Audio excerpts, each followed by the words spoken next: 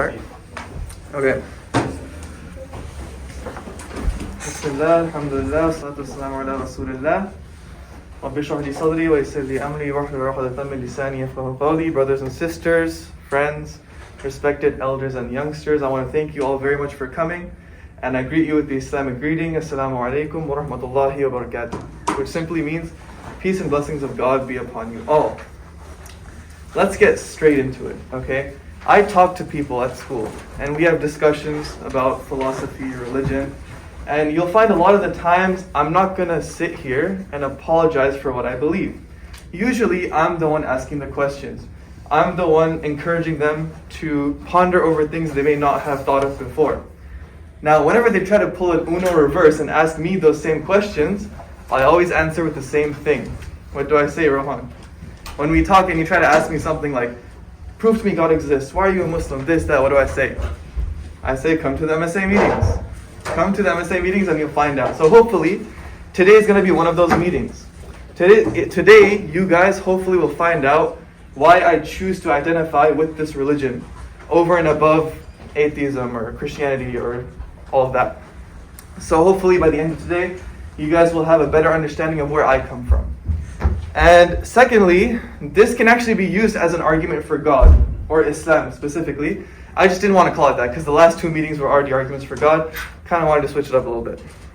So when we look at this, proving the Quran using science. Now, there's two key words, well, there's technically three, but there's two key words here that I think we should briefly touch upon before we get into it. And those two words are science and Quran.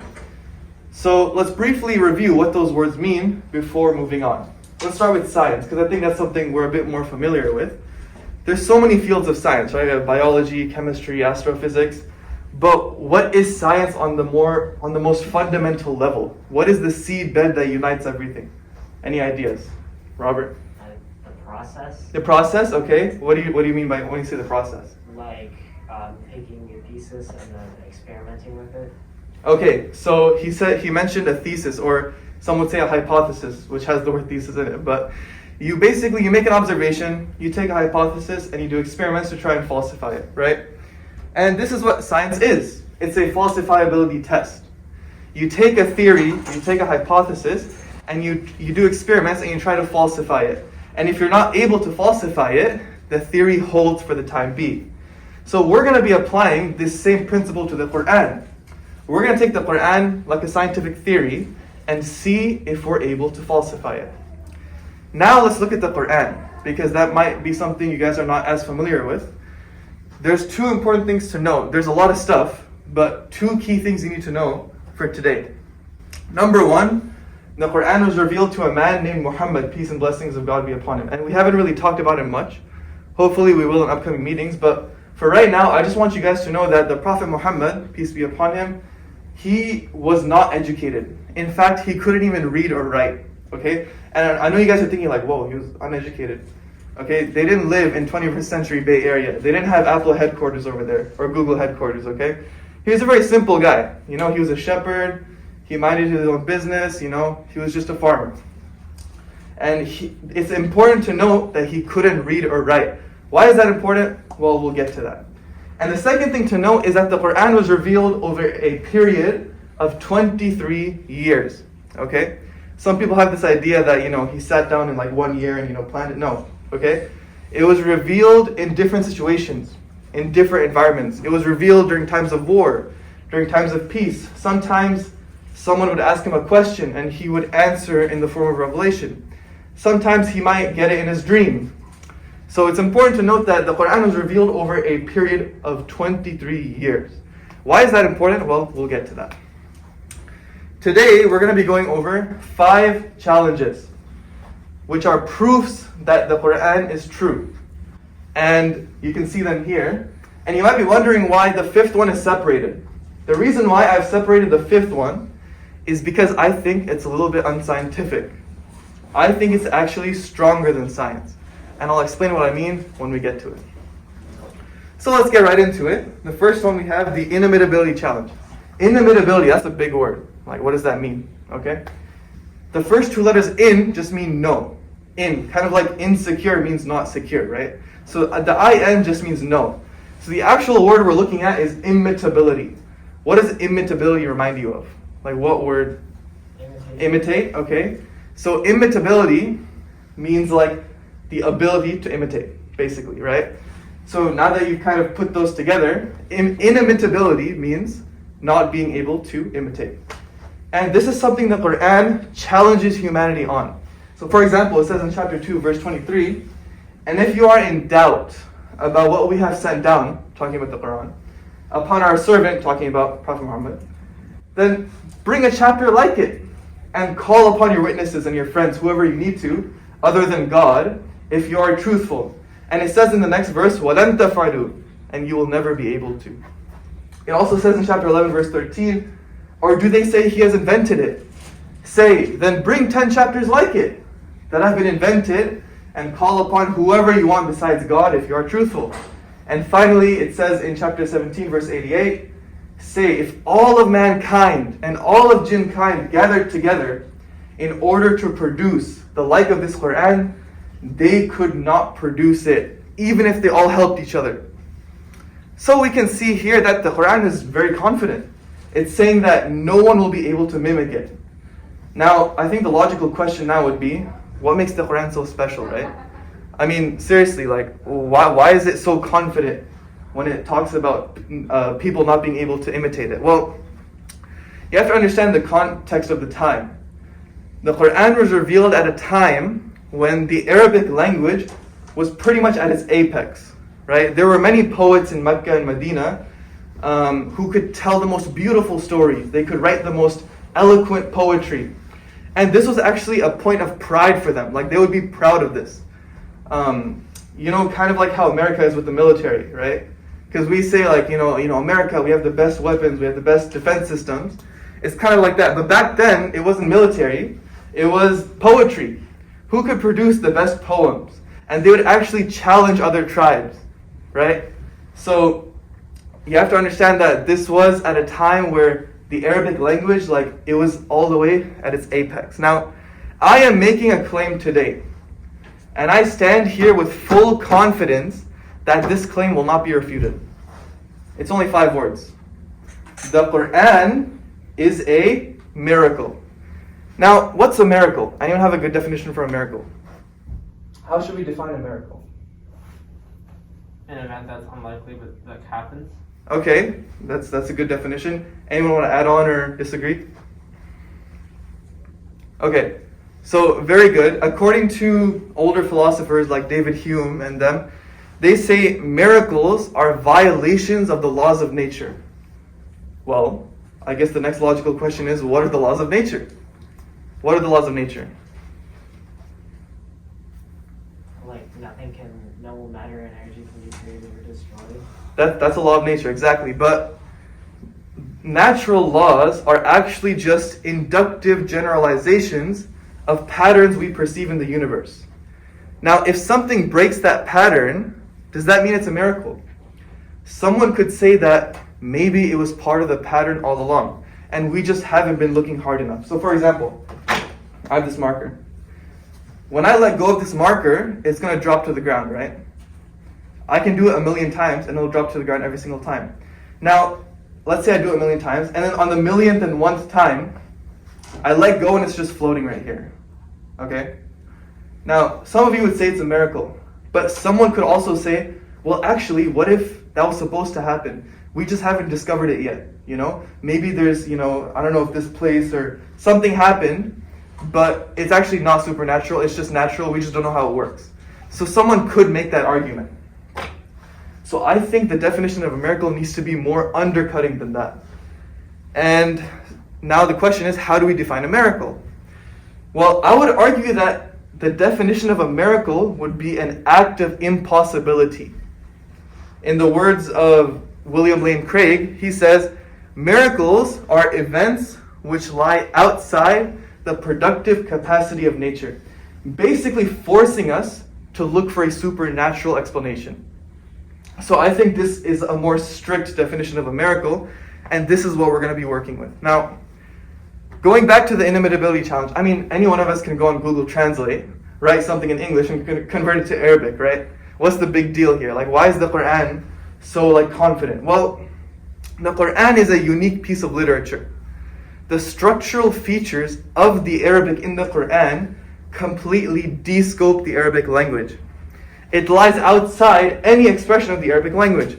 The famous Arabist, A.J. Arbery, says, "For the Quran is neither prose nor poetry, but a unique fusion of both."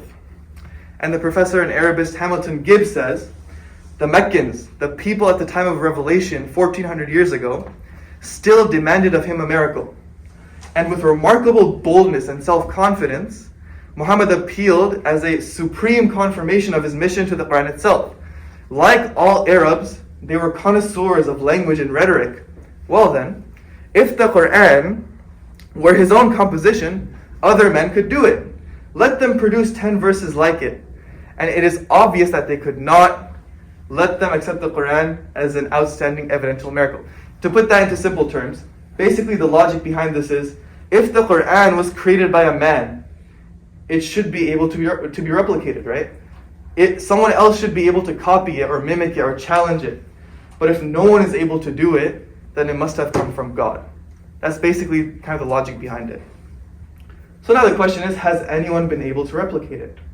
Has anyone been able to rival it in terms of its literary composition? There were many people in Mecca, like I said, poetry was big at the time.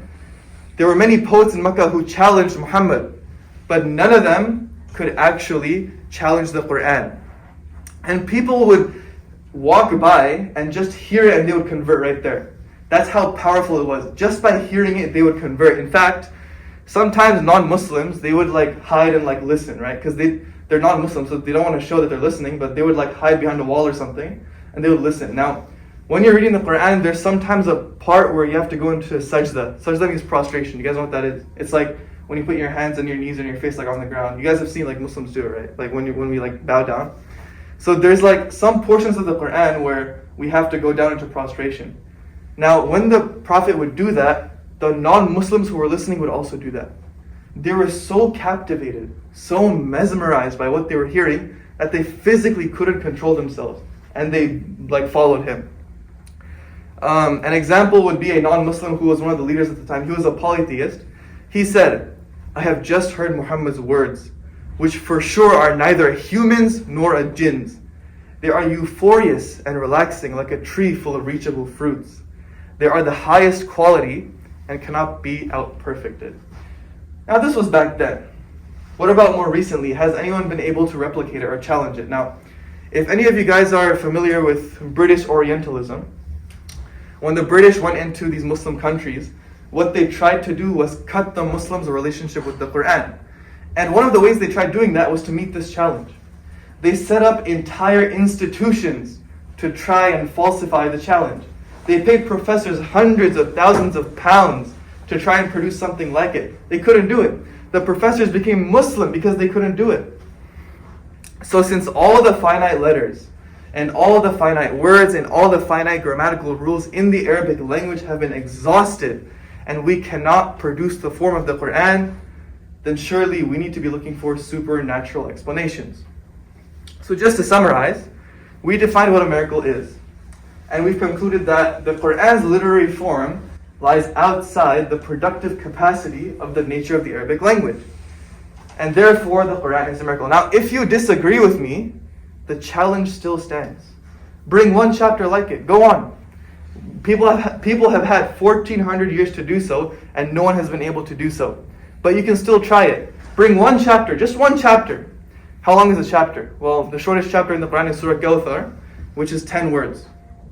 All you need to do is bring 10 Arabic words which match the power of the Quran, and you have cracked the argument. You have broken the Quran and sliced Islam in half, and I'm ready to be an atheist today, if you defeat this challenge. So the challenge, it has withstood the test of time, and it's still open. That's why it's very scientific, isn't it? Because it's like a theory which is open to falsification. Anyone can try to challenge it and defeat it, but so far, no one has been able to. So that's the inimitability challenge. Next is the preservation challenge. Now this one is pretty simple. It just says in chapter 15, verse 9, "Indeed, it is we who sent down the message," talking about the Quran, and indeed we will be its guardian. Now, it's important to note that the Quran wasn't actually written down until after the Prophet's death. So I think you guys have this idea that he would write like in a book or something. That's not how it worked. He would say it and people would memorize it. It was only after his death that his companions were like, oh shoot, we should probably write this down. And they wrote the whole thing down. But until his death, it was all in the memories of his companions. Now, the Quran says, and we have certainly made the Quran easy to remember. All over the world, there are millions of Muslims who have memorized the Quran from cover to cover. All 604 pages. In fact, it is the most read and memorized book on the planet today. Every single Muslim has memorized some portion of it because we have to read it in prayers. So every single Muslim has memorized at least a little bit of it. And I want you guys to guess the age of the youngest Hafid. A Hafid is someone who's memorized the whole Quran. How young do you think this person is? 10? Younger. 6. Younger. 3. 3 years old. The youngest person on the planet to memorize the entire Quran is 3 years old. My guy isn't even potty trained and he's memorized the entire Quran. He doesn't even know how to talk to his parents and he's wearing diapers, but he's memorized all 604 pages. All 114 chapters are in his heart. If you were to take every single Quran on the planet today and burn it, and it's going to be hard because of the internet, but you could say, take down all the websites, take down all the databases, all the apps, all the downloaded Qurans, everything, we would be able to reconstruct it using only our memory. So I think we can safely conclude that the preservation challenge is pretty much taken care of. Contradictions challenge. Very easy. It says in chapter 4, verse 82, had it been from anyone other than God, they would have certainly found in it many contradictions. Now it's important to note that the Quran was revealed over a period of 23 years. And it was revealed in all sorts of different types of situations. So the fact that there's no contradictions in it, I think makes it a good proof for God. Because we believe God is all perfect, right? So if a book came from God, it shouldn't have any contradictions, or else that would mean he's not perfect. If you can find a contradiction in the Quran, you have cracked the argument. Okay, this is my favorite one actually.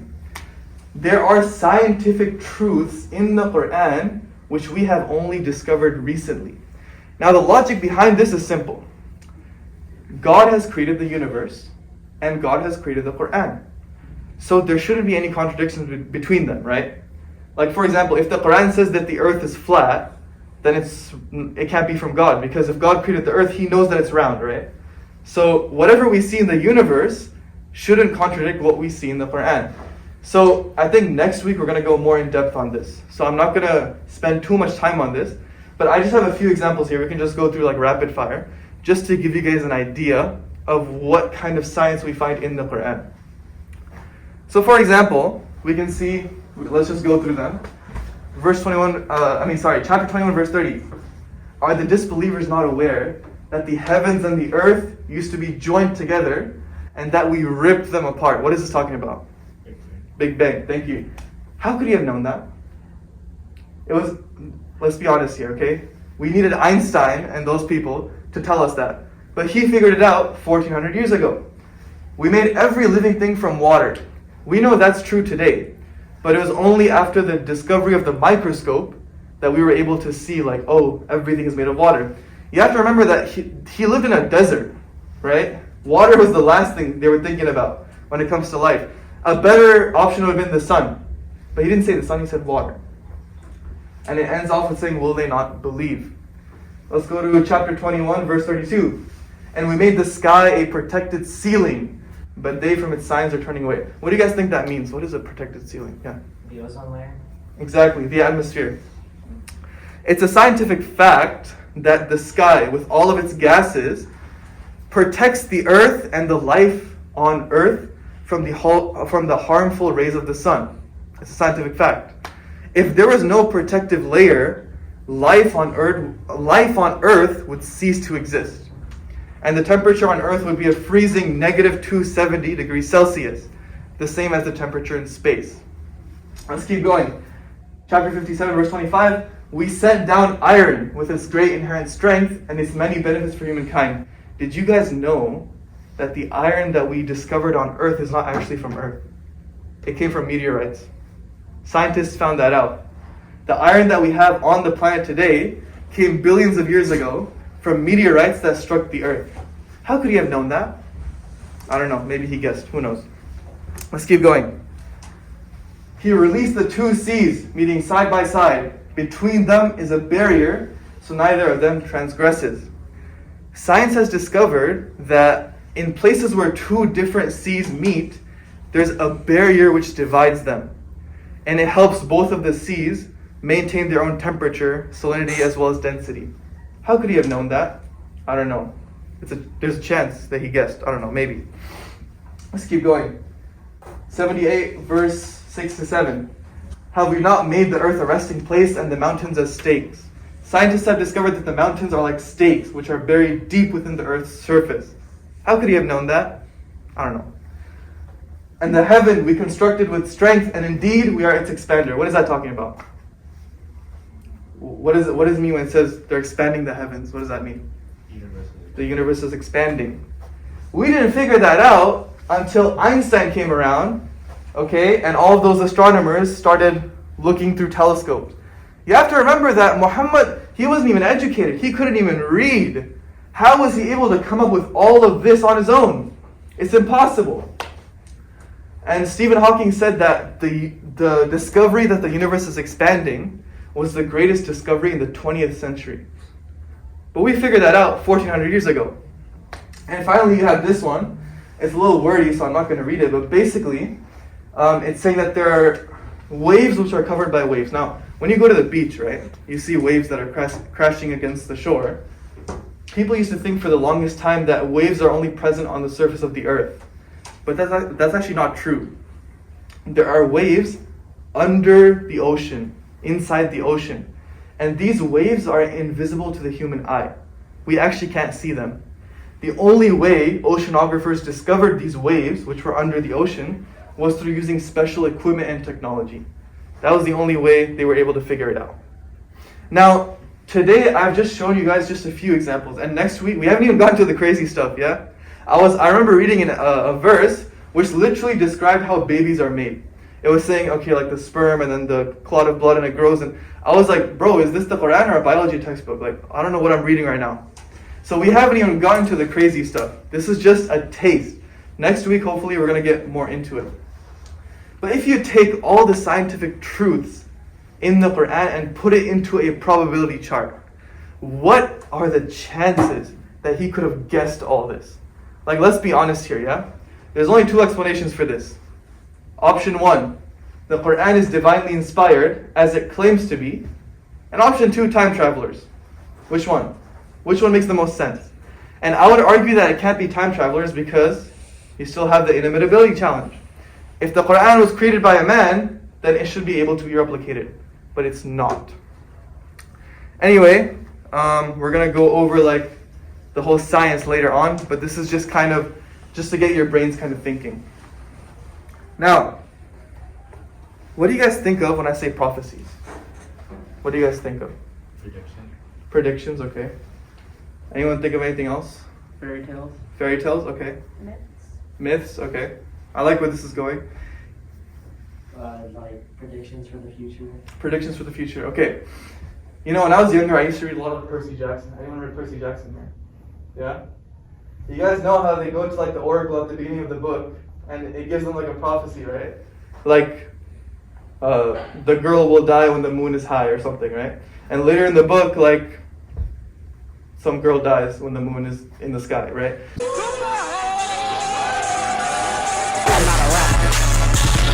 So, that, I don't know about you guys, that's what I think of, yeah? When I think of a prophecy, I think of some old lady saying something, and then it coming true in the future. Now, the prophecies that we're talking about are predictions of the future. Now, you know how at the beginning I said that the fifth category was unscientific, and it was actually stronger than science?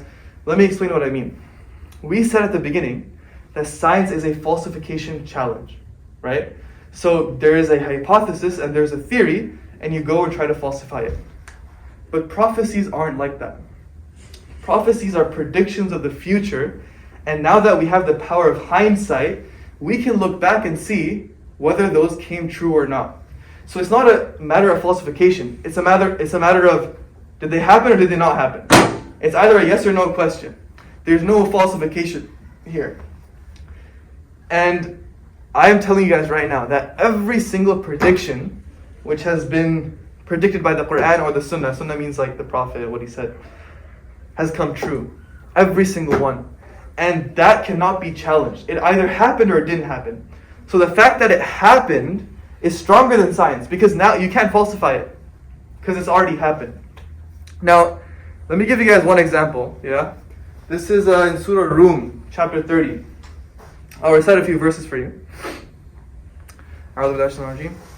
Alif Lam Mim غُلِبَتِ الرُّومُ في أدنى الأرض وهم من بعد غلبهم سيغلبون في بضع سنين لله الأمر من قبل ومن بعد يومئذ يفرح المؤمنون بنصر الله ينصر من يشاء وهو العزيز الرحيم وعد الله لا يخلف الله وعده ولكن أكثر الناس لا يعلمون. So the Quran makes a prediction of the future. Okay? So just a little historical context. The Persians and the Romans weren't exactly best friends. And the Persians were actually fighting the Romans. And at this point in time, the Romans had been defeated. And in fact, they were in shambles. Like, they were pretty much finished, yeah? The odds were in the Persians' favor. So a safer prediction would have been, the Persians are going to destroy the Romans. But the Quran doesn't say that. It says that the Romans will be victorious. And that is what ended up happening. And I'm making a claim right now. Islam is the only religion on the face of the planet which makes a series of predictions of the future, none of which have failed to materialize. Bring me any other person, any other religion who tries to predict the future, and I will find you at least some of the predictions have been falsified. And I'm willing to be tested on this. I am willing to be tested on this. And we'll have a whole meeting just unpacking prophecies, because I find it pretty cool that we can look back and see like, whoa, like they predicted all this stuff. But that's just kind of the whole prophecy thing. Islam makes predictions of the future which come true. And that cannot be said for any other religion or any other person. Fun fact, by the way, you guys see where it says lowest earth over there? Fi adna al means the lowest earth. Not a low earth, not lower earth, the lowest earth, right? The Dead Sea, the coast of the Dead Sea is the lowest land-based elevation on planet Earth. I swear you can't make this stuff up. Like you can't make it up. Like, do you guys see how back then they weren't even thinking about this, right? It's only now, after we've discovered the entire planet and like documented everything, that we can look at the Quran and be like, oh shoot, it literally says lowest earth. How could he have known that that was the lowest point on the planet? He couldn't have. But God could have, right? So in summary, we have concluded that the Quran is not just a book. It's a series of verses. It's a series of verses which were revealed in Arabic that were spoken from the mouth of a man who was unlettered. He couldn't even read. And the things that this book discusses, the language that it uses, is so powerful and so eloquent, yet so precise and straight to the point, that even in English, when you read it, you're like, whoa, like there's something different about this. Like this couldn't have been written by a human. The Quran is a book of law. It's a book of history, philosophy, science, prophecies.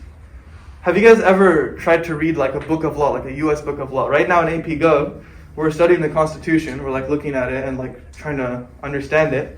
It's very like official language, right? It's like Article 1, Section 8, Congress can levy taxes. It doesn't sound good. Like I'm reading it, I'm like, bro, like what am I reading right now? But the Quran is not like that. The Quran has a flow, it has a beauty, it has a rhythm, it has a rhyme. It has a literary form which de-scopes the Arabic language that no one has been able to replicate. And the Quran challenges humanity. Go on, bring something. If you are truthful, bring something to challenge it. Just 10 Arabic words. That's all you need. Just 10 words. And so far, no one has been able to do it. I think Dr. Morris Bukail, I'm probably butchering the name, but we'll talk about it more next week, so I'll make sure I pronounce it right that time. He kind of summarizes it all very well, so I'll just read like a tiny bit of what he said. How could a man, from being illiterate, become the most important author in the whole of Arabic literature? How could he then pronounce truths of a scientific nature that the human being only found out today? Think about that, right? How could he have known about the Big Bang? How could he have known about how a baby is made? They didn't have x-rays back then. How could he have known about waves under the ocean? We only figured that out recently. How could he have known that where the Romans were defeated was the lowest point on the planet? How could he have known all of these scientific truths? How could he have known that the moon reflects the light of the sun? Like, these are things that it's impossible, and he couldn't even read. Maybe if he went to university, he was a scientist, you could say, oh yeah, he did some experiments. You can't even say that. He was literally like a farmer. He couldn't even read, okay? And he has written or revealed the most influential and important book in human history. I would say that is a miracle. And I dare any of you to try to refute me on that. Now, just to kind of conclude, if we assume free will, I didn't force any of you to come here, right? You guys were all invited by maybe your friends, or maybe you saw a flyer, or you saw my email. So you guys all came here of your own free will. Now, all of us are on a journey. We are all on a spiritual, intellectual journey. We have, as humans, a predetermined yearning for truth. We don't like being lied to, right? If you had to choose between knowing the truth and knowing falsehood, you would choose truth. I'm sure every one of us would do that. We are always looking for the truth, okay? Now, generally speaking, when we have these types of meetings, the purpose is simply to plant seeds in your hearts and minds to simply continue your own intellectual, spiritual journey. Now, I would urge you all to look into Islam if you haven't done so already, because I think that what you will find is something that nobody else can offer you. And yes, there is a faith aspect to it. I'm not saying it's not, but I'm a person of evidence. If you bring me evidence, if you bring me proof, I'll accept it. And when you guys ask me, why are you a Muslim? Can you prove God exists? Why are you a Muslim, not a Christian? Well, hopefully this meeting has given you guys a little bit of an understanding of where we come from, right? Why we still follow this ancient book, which as we discovered today is not actually ancient. I would say it's futuristic actually. It's not really ancient, is it? It's a book that was written by the creator of the heavens and the earth. It is a book that has never been able to be mimicked. No one can challenge it in terms of its literary form. And I think that is a great proof for Islam and a great proof for God in general. So I want to again thank you guys all for coming. Everything good that I've said is from God. Any mistake is from myself. I look forward to your questions and have a beautiful rest of your day. Assalamu alaikum wa rahmatullahi wa barakatuh. Thank you, Zay. Of course, man. Thanks for coming, guys. How many hasanat would I bring when we meet? A lost plan, a lost plan.